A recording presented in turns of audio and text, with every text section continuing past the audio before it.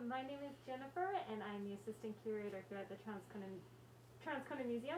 And today we're going to be looking at our butterfly and moth collection, the Quelch Lepidoptera collection here at the museum.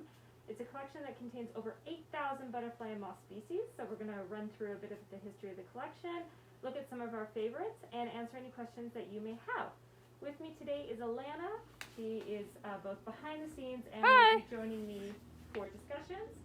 And before we begin, I'd like to acknowledge that the Transcona Museum resides on Treaty 1 territory, the traditional territory of the Anishinaabe, Cree, Ojibwe, Dakota, and Dene peoples, as well as the homeland of the Métis Nation.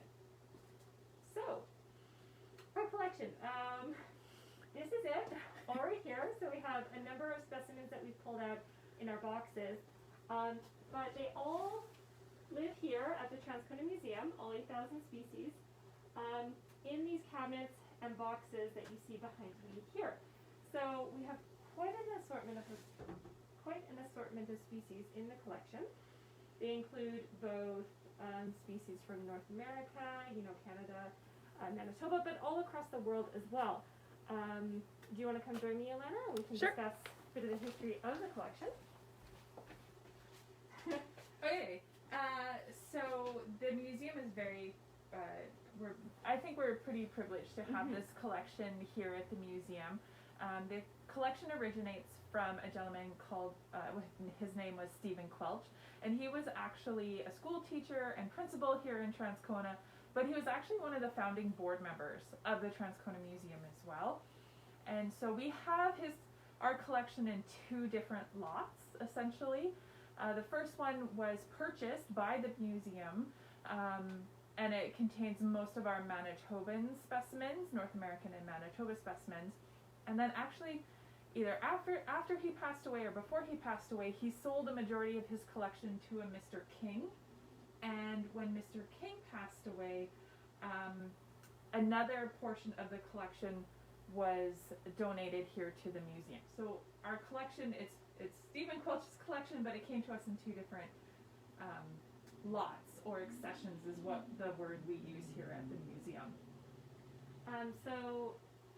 Quelch himself, he started collecting butterflies, I think quite young, actually. Local specimens mostly, but then his interest grew to include international specimens. It's not only butterflies and moths. He also collected insects as well as bird eggs. We have a number of bird eggs in the collection attributed to him. And he was quite well renowned.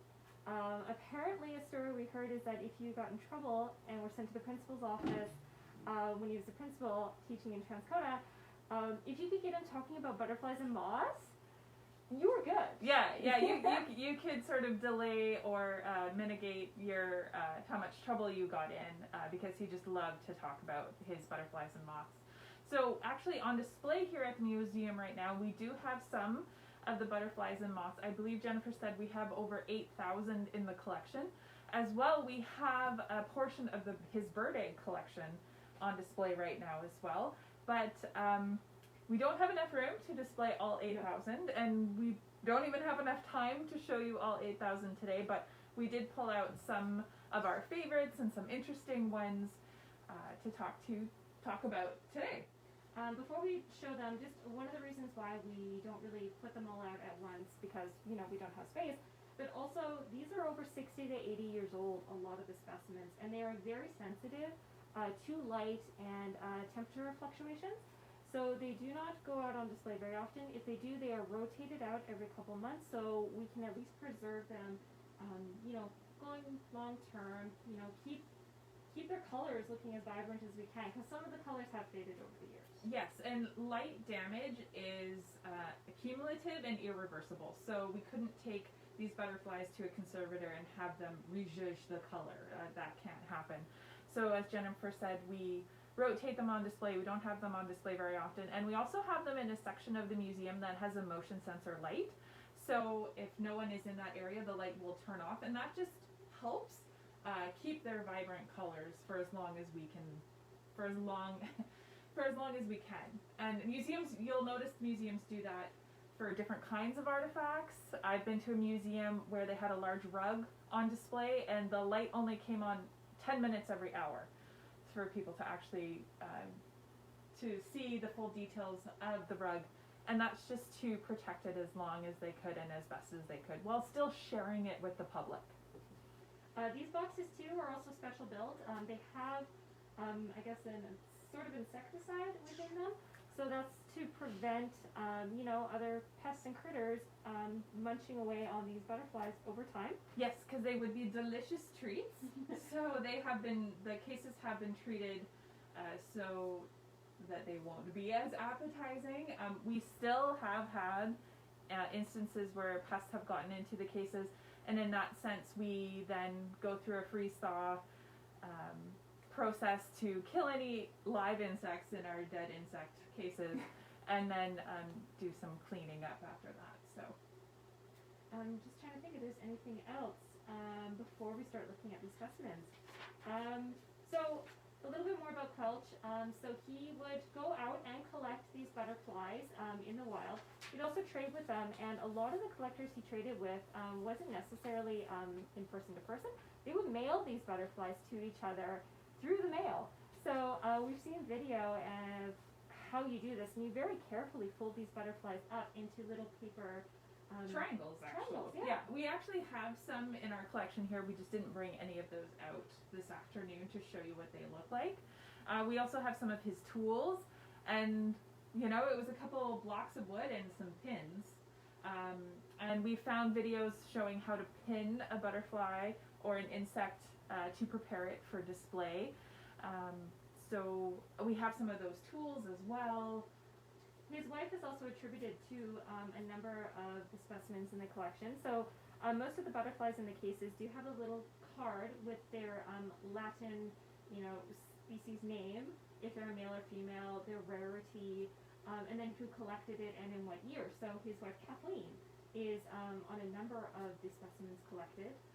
And some of the other specimens that we will be showing you today are attributed to other international organizations or collectors, and so it's attributed to them as well. With the scientific name, some of those have actually changed since these specimens were initially collected. So that's one of the things as we're going through and we're doing research on these, is actually updating to the new name while still keeping the record of the old name. And most of the specimens have, that two naming convention, the genus and the species, and sometimes they'll have a more, a further subset species.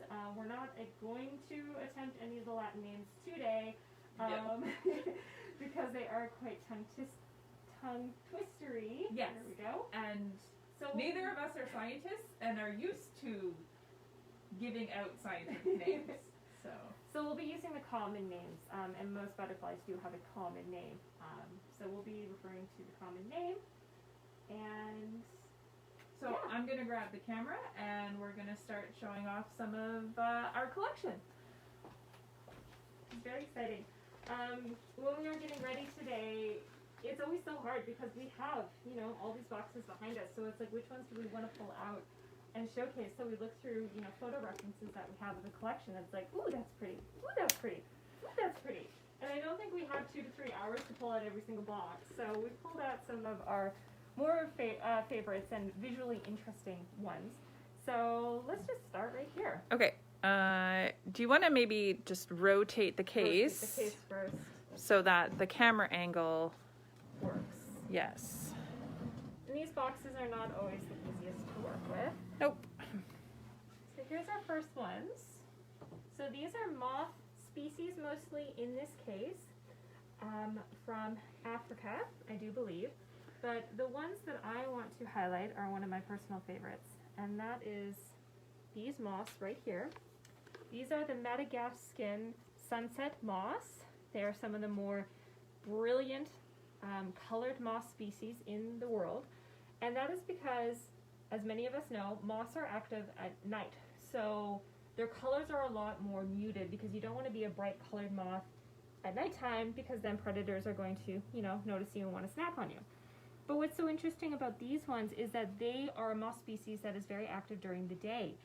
So that is why they're so brightly colored, and because they live in a tropical environment, they are, well fit to their environment, these beautiful, lush tropical colors.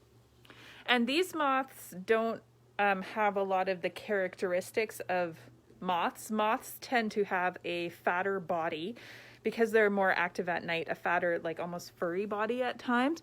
Just these guys right here. So that's like a much bigger body.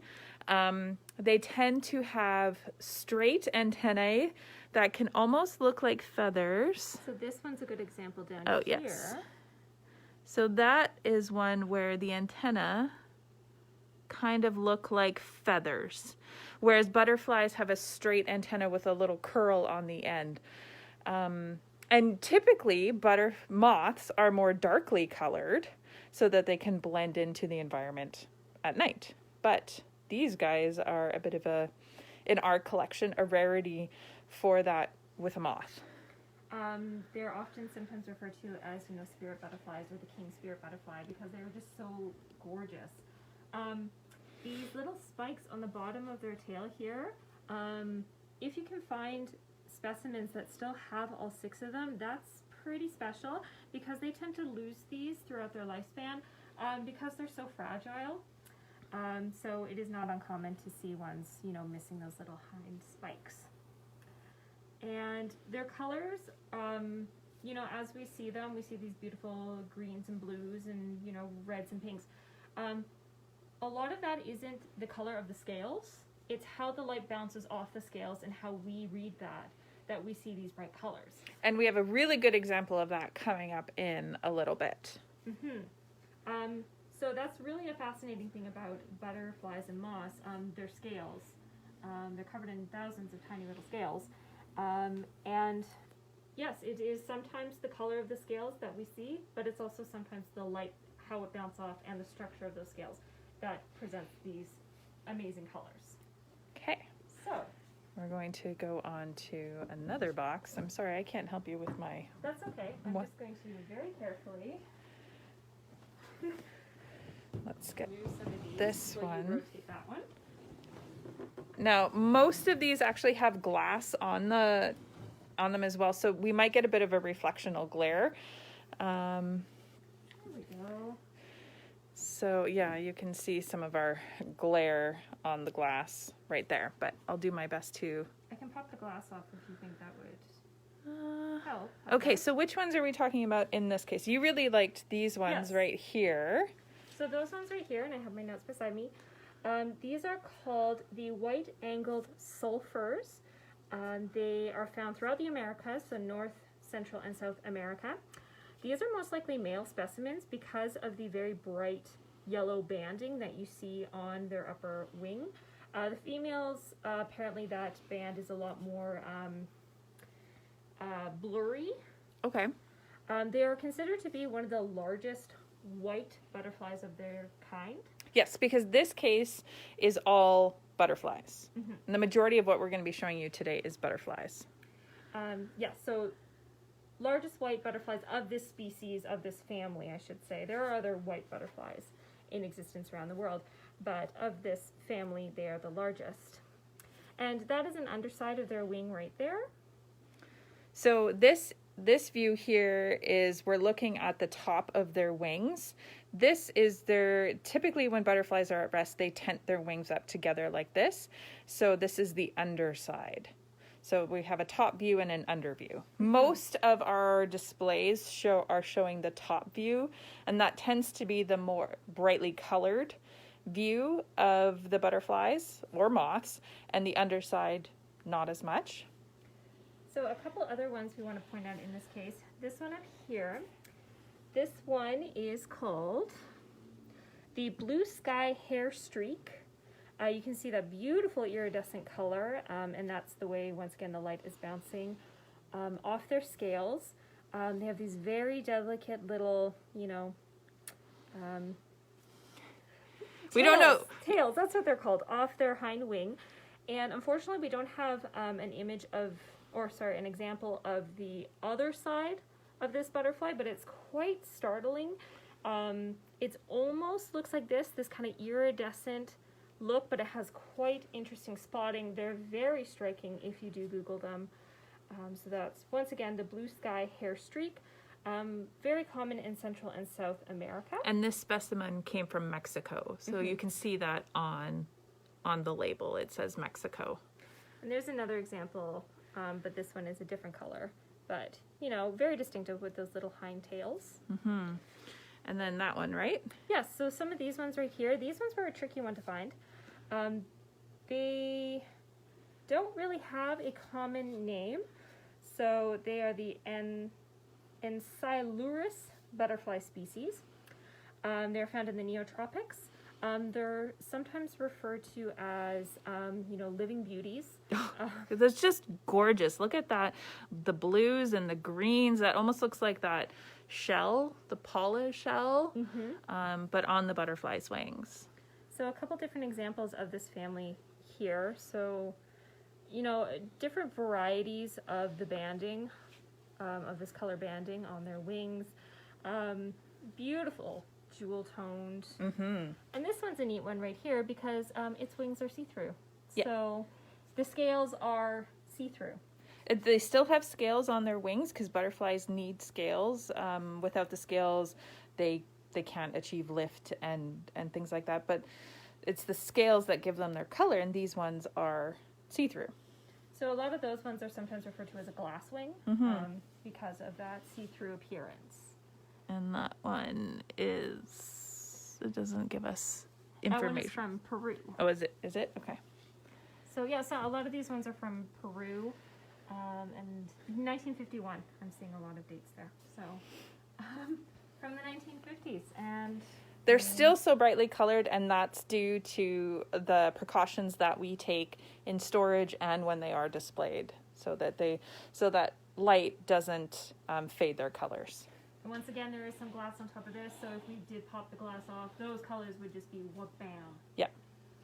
But it's actually not safe for us to take the glass off because the insecticide that is in these cases, we can then smell it and then we're exposed to it. So we only take the glass off in Certain instances. yeah, if we have to do some cleaning and stuff, and then we wear proper PPE in those cases as well. Oh, so we had a question. Someone missed the beginning. Okay. So this collection actually came from one individual. His name was Stephen Quelch, and he lived here in Transcona. He was a school teacher, a principal, and actually one of the original board members of the museum. So we got this collection in 2 lots. The first lot was the majority of Manitoban butterflies. And then the second lot came in after his death, after his collection had gone to another individual. After their death, it came here to the museum. So Jen, what do we have here? Da-da-da. Okay. Oh my goodness. They're all so gorgeous. So let me think here which one. It was that one up there. Yes. So this one's an interesting, it's called the red cracker. And you look at it, it doesn't look red, but it's called the red cracker because that's its underside right there. It's this beautiful red coloring. But it's bright blue, this bright shimmery blue when it opens up its wings. Now, cracker butterflies are so called because they tend to make a cracking, clicking sound as a form of territorial warning to other butterflies, which is kind of cool because you don't think of butterflies as actually having sound, but they do, they click. Yeah, so you can tell that this is the underside because if we look closely, you can see the legs right there, whereas here, you can't see the legs. That's just the thorax and the abdomen. So those are the legs there. And there's a great example here on its side, so you can see both, you know, the wings on the inside and then the wings on the outside. And actually, they do have a little hint of blue, so they do hint at their beautiful blue coloring. And then there's... I don't think we chose any other specific ones out of this case, but I mean, we do love... Not all butterflies have to be brightly colored to be beautiful. I mean, look at some of these examples here. And the design, it almost looks like tree bark. So I would imagine that that's a lot of times the color and the design on the wings is so that they can blend into their camouflage, so they can blend into their environment.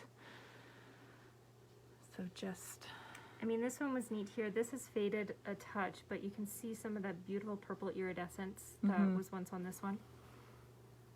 And then down here, this one, let's see if it shows. Oh, there it is. It's got pink, the pink and the bluey purple on its wings. From... It's hard to tell where that's from. Ecuador? Ecuador, yep. Tropical Ecuador. And then I quite enjoyed this one with the lines going down as well. And that... This one is from... The lettering is so tiny. Mexico. Mexico. So with a lot of these, you can see the different shapes of the wings for the hind wing and the forewing. Oftentimes it's the hind wing that has that extra little tail. And we have some, I don't think we've pulled them today, but oftentimes we have ones that have really, really, really long tails. And the tails actually go like this and flutter, which is just amazing. We found a video of that on YouTube. And it's meant to be like a stabilizing, you know, in their flight to help them. Okay. Okay. So I'm just going to pull Maybe let's do, this one right here. because it's easy, and here. So if you have any questions, please let us know. We're more than happy to talk about the collection. So my goodness. Oh, I'm trying to remember which one it was we wanted to talk about. Oh, this one right here. That is the leaf butterfly, because its method of camouflage is it could sit on like a tree branch, and when it closes its wings, it actually looks like a leaf. So how's that for camouflage and not letting your predators find you too easily when you just look like a leaf? And in some countries where there's, say, a tropical or a monsoon season, the butterfly, the look of that dead leaf effect will change depending on, you know, the dry or rainy season, which is quite interesting, actually. This is another one right here. This one is called the tiger leaf wing. I just loved it because of that, you know, swooping shape that it has. But once again, another leaf wing. So if we had a better view of its underside, it would look like a dead leaf. Right, and just the way this specimen came to us, how it had been dried, the wings are open. If we tried to close them, we would break the wings and snap them. They are very, very fragile, so we can't adjust them any more than what they look like at the moment. No. So every once in a while we'll have, you know, these, you know, specimens that see, you know, the full range of the butterfly and their look. Yes, sometimes we see the top of the wings, sometimes we see the hind wing, and sometimes the specimen's wings have been closed. And how butterflies and moths close their wing also indicates what kind they are. So butterflies will tent their wings like this. Moths lay their wings on their back. I like to describe it to school children as like a superhero cape. So we don't have any examples of that at the moment, but if we do in a later case, I will point that out. Oh, and another example of some glass, you know, that see-through glass wing effect, I think. No, those are white. Those are white. Every once in a while, because it's a white background, I think, ooh, another glass wing. No. Let's just move on over. So we have about 75 cases like this here at the museum. We've only pulled out a portion of them. So these ones might be a little hard to see. So here you can see the iridescence of the green, some of the blue, purple on that one. The glass is making this one very difficult to see. You can see that here as well. Just beautiful. But the one I want to point out is this one right here. Ooh, yes. This is one of my favorites. It's called the Kaiser Hind butterfly. It's from India, and it's one of two species that are actually considered, you know, they're prized for their beauty and their rarity, but with that becomes a problem because if everybody started collecting these butterflies, then there'd be none left in nature. So these ones are protected. You are no longer allowed to collect them. You are no longer allowed to sell them or travel with them across international borders. So those are laws and regulations set in place in both, I think, India and Nepal to prevent that butterfly from being basically collected and harvested. But considered an absolute jewel. This specimen is obviously green. The other one is this beautiful purpley blue one. We don't have an example of it, but we are quite lucky to have it in the collection, I think. We do have some rare butterflies and moths, not a lot. For some of them, we have the parents of one of the most extremely rare birdwing butterflies, but we don't have the actual rarest one. And we're still learning a lot about our collection. Just when, we find one that we really like and then we start Googling it, because we mentioned earlier, sometimes the scientific name changes or more research has been done on it. So we're then able to find out some more about it. Okay. Time for another one. What will be behind this one? Oh, this, I believe. Oh, okay. Oh my. So these ones here are some of my favorite. And they're called the owl wing butterfly. And the spots on their hind wings look like owl eyes. So it's their method of protection for themselves. And then they can swoop over, if they're, a predator's there, they can open up their wings and then the predator will think, that's actually an owl and I'm going to leave you alone. So I think just like the detail and the eye spots, and many other butterflies and moths have eye spots, but these are some of the biggest that we have in our collection. And this is what it looks like when the wings are opened. So when they're not... So this is the underside of the wing. So here we can see the legs. So this is the top looking down on the butterfly. And it's quite bland. And then all of a sudden, Wham! I'm going to spin it around because you actually get a sense of it looking like an owl. Oh, yeah. See? Look at that. It looks like the owl an owl with the beak. Yeah. So that would be quite terrifying, I think, to many predators. Attempting to want to snack on this beautiful butterfly. We do have an example in this one. Let's spin this back around. Of a Morpho. Now I think we have another. Yeah, we have the other Morphos out as well. So if Alana moves the camera, you can see this beautiful iridescence. But it changes as you move. Now this is a great example of it's not the color of the scales, but how light bounces off those scales.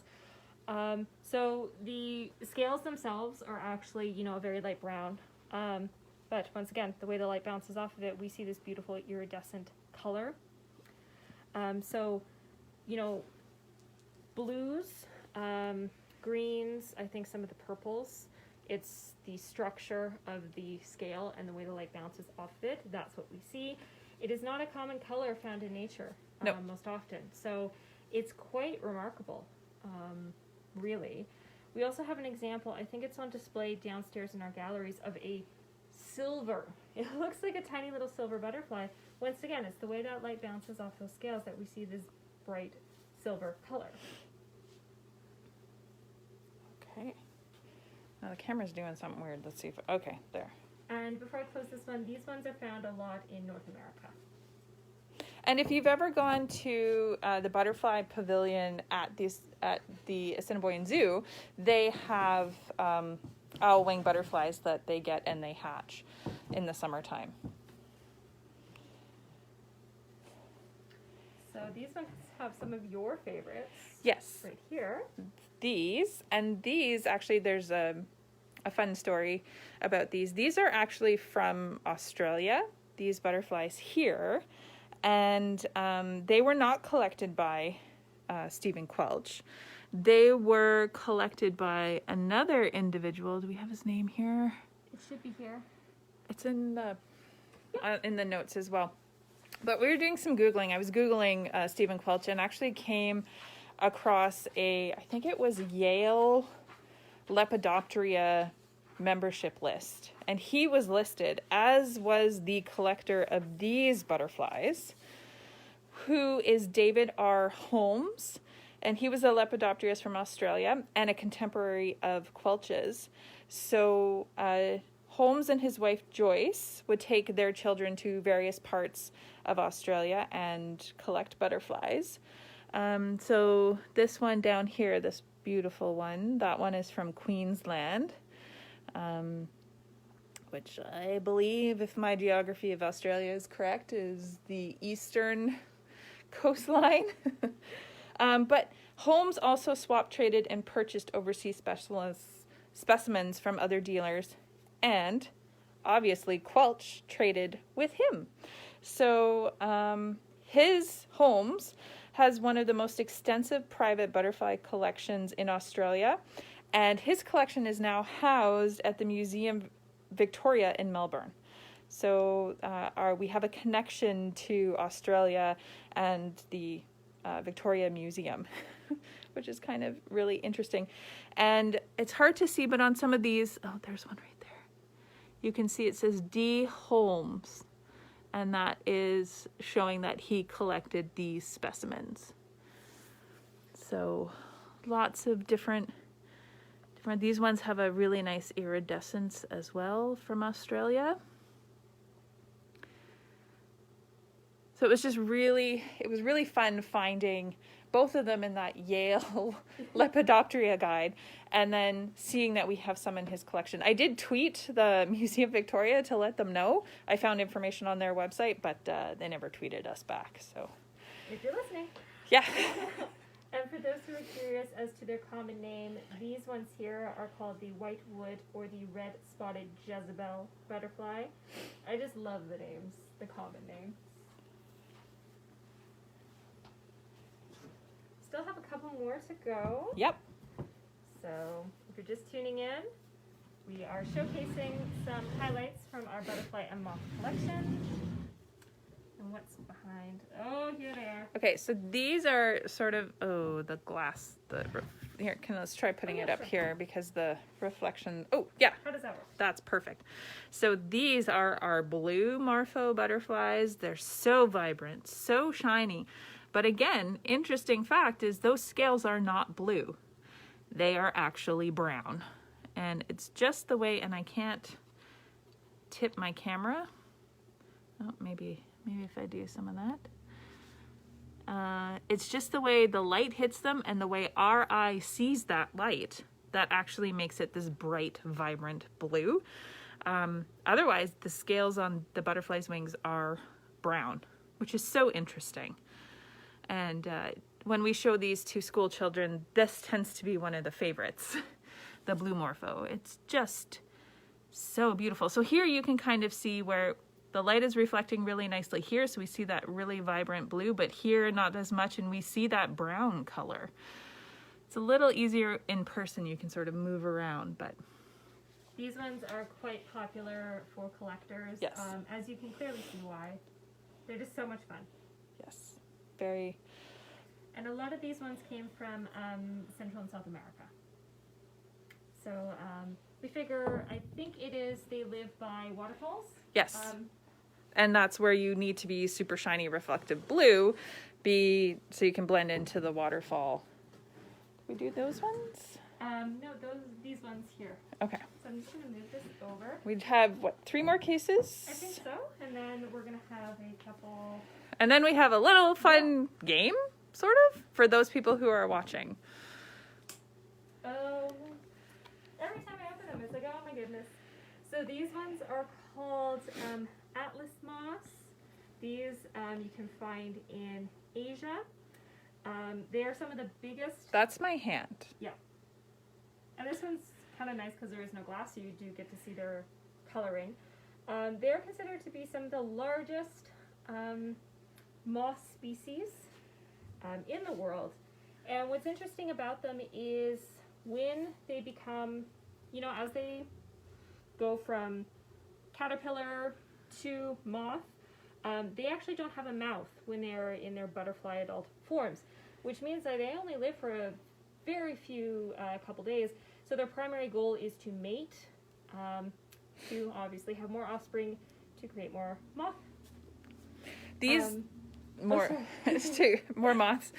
These are a really great example of those characteristics of a typical moth, where they have the larger furry body, like thorax and abdomen, because they're more active at night. They're bigger and furrier to essentially keep them warm. The feather-like antennae, so that one is a really good example there. Whoop, of that. And then the darker colors to sort of blend in more at night. But there are just some really, really cool specimens. We had these guys on display last year, and actually we have a virtual 3D tour of the exhibit that was on last year, and my daughter did it, and she went into the hall gallery where it was, and she's like, oh, you have an atlas moth. My daughter was playing Animal Crossing, where you have to catch a bunch of different kinds of butterflies. And as we were playing that game, I was like, oh, we have one of those. We got one of those. We got one of those. It's pretty fun. Some other really interesting facts about these ones is, big wings. You'd think they'd be this great, strong flyer. They're not, actually. They are terrible flyers. So they basically, do little hops from leaf to leaf. They don't have a lot of energy. Once again, they're not eating when they're an adult because their primary goal is to mate. Another really cool fact is apparently their cocoons, which are quite large, they can be used as small little change purses in some countries in Asia. So that is really weird and creepy and cool at the same time. Yes. So moths create a cocoon, whereas a butterfly creates a chrysalis. And the difference between them, I have read up on many times. The cocoon seems to have extra elements to it. So if butterflies chrysalis, moths cocoon. Mm-hmm. It's another one of the differences. So just incredible. Huge, and I don't know what I'd do if I saw one of those flying at me. Now, when I was in Australia, I wasn't wearing my glasses when I was at a campsite, and I was washing my face, and there was this long, fuzzy thing by the tap, and I didn't touch it. And then after I put my glasses on, I think it was a giant moth, like this size. And then as I was leaving that restroom area, a giant spider walked by me, and I was like, nope, just go ahead. I don't want you crawling on my face while I'm in the tent tonight, so I'm not going to make you mad. Don't mind me, I'm just a little baby moth. Moving on through. So I think we have 2 more boxes to show for this part of the presentation. What's in here? Oh, these ones, they're very large, again, like that's my hand. But the color, these ones are actually from Japan. They're Asian. They're actually called a paper kite, a rice paper, or a large tree nymph butterfly. Yes, they are very large and very beautiful.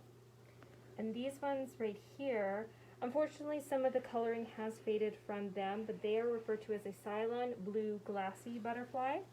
And you can still see some of that, very faint blue on their wings. And it just looks like stained glass. Yeah.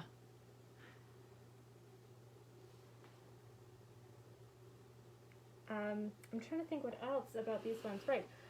These ones are quite popular in butterfly conservatories. They're also poisonous. Oh.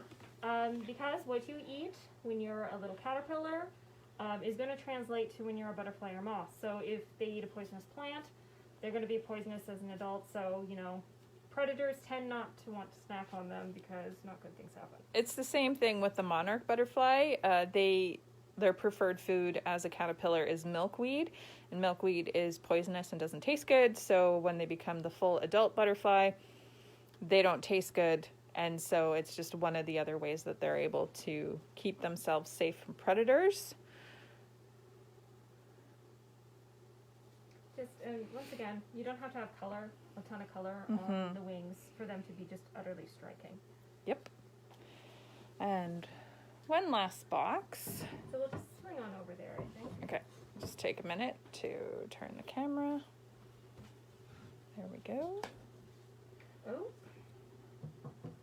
got to swing this one around, but I was pulling butterflies for our hall gallery display a couple months back, and I opened up this one and just, my goodness, these ones right here, they're called the blue diadems.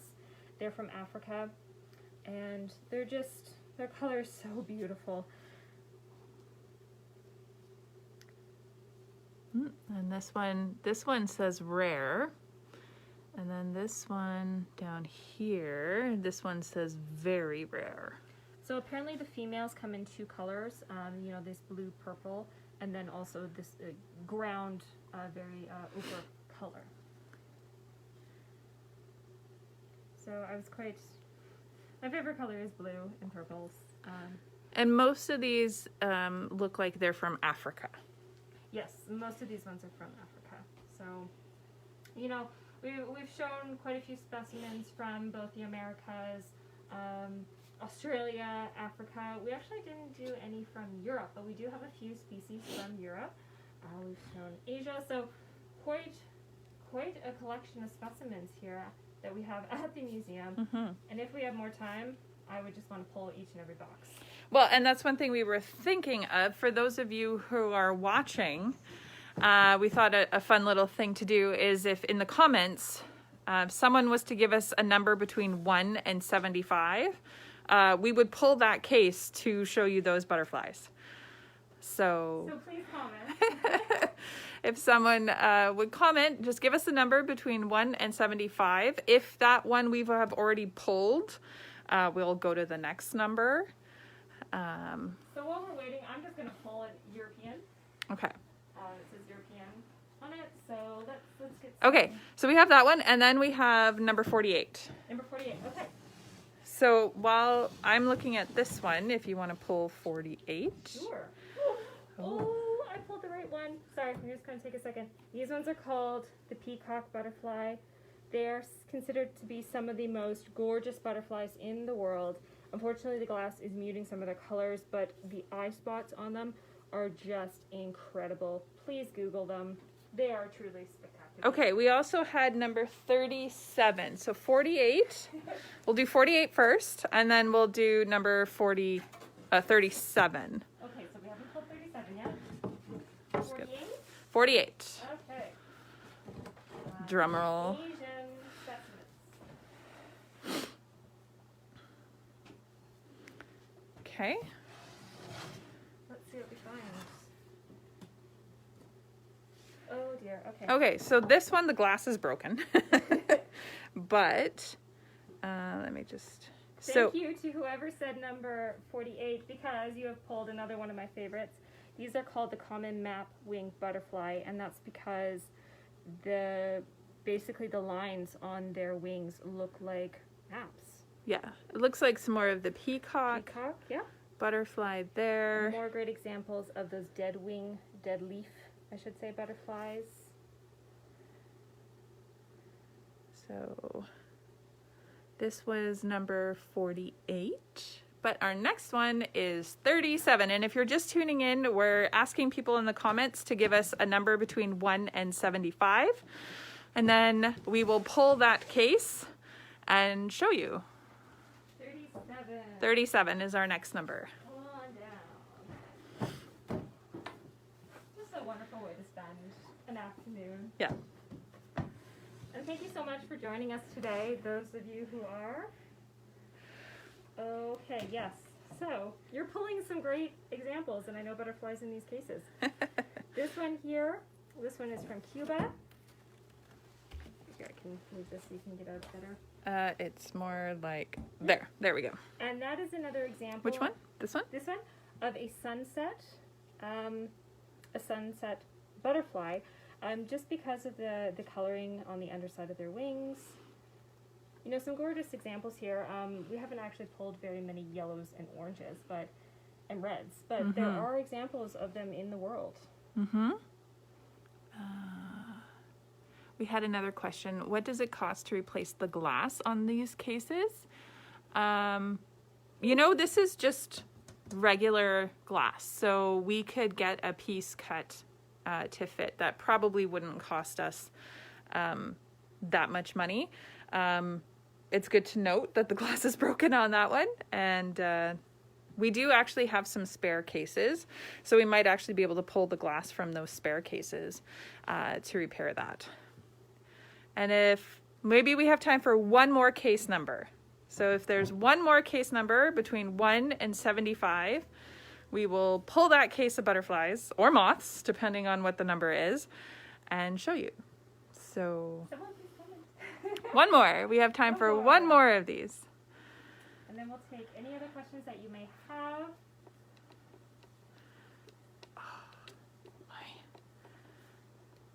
Maybe someone's thinking of a number. Okay. Just anyone. A number between 1 and 75. Bueller. So while we're waiting for any potential comments or questions, if you like what we do, thank you so much for joining us today. We have been doing a lot of these small talks over the past few years. We've been moving to virtual, so we have a couple others coming up in the next couple weeks. On April 27th, we'll be doing Stories of the Artifacts. So looking at some artifacts and their unique or particular stories to the Transcona community. And then on May, I think it's the 11th, we'll be doing Snapshot, Part 3, a look at 1960s Transcona. And that one's based off of images from the St. Vital negative collection that were published in the Transcona newspapers. So that one's very popular, and those posts are very popular as well on Facebook. We have a Facebook, we have an Instagram, we have Twitter, we have a website, so please head on over to those, see what else we have in terms of events. And we have one final case number 15. 15, okay. So we haven't pulled these. So this is the last one that we're pulling for today. What are the chances I know what's in this one? Okay. Oh, there we go. So let me go a little higher and angle the camera a little bit. So some great examples on this one of some iridescence. So you can see some of the spots here, are very shimmery. It's a little hard. Again, it's hard to see through the glass. But these are North American. So this guy's from Florida, California. Now, is that one what I think it is? Okay. This is not a monarch. This is a viceroy. Now, viceroys look very, very much like monarch butterflies. However, monarch butterflies are usually a bit bigger. And you'll see there's this extra band on the hind wing. That is what viceroys have. Viceroys look like a monarch as part of their camouflage self-defense because, as we mentioned earlier, monarchs taste bad because they eat milkweed when they're caterpillars. The viceroy doesn't. So the viceroy actually tastes pretty good. But it uses the fact it looks like a monarch as its defense, hoping that predators will ignore it because they think it's a monarch butterfly. That's called mimicry. Mimicry, there we go. That's the word. So look at that. We know a lot about our collection. It's a lot of fun. This one is just, it looks a lot like, I bet if this one's wings were closed, it would look a lot like a leaf. These ones here are another great example. This one in particular because of the cragginess on the edge. And I mentioned earlier butterfly antennas are straight with a little curl. This right here is a great example of that little bulb or like curl on the end compared to the straight antennae of a moth. Oh, very fun. So we'll have to record what boxes we pulled, and maybe we'll do this talk again, and we'll pull different boxes so we can at least get a really good, overall view of what we have in our collection. Mm-hmm.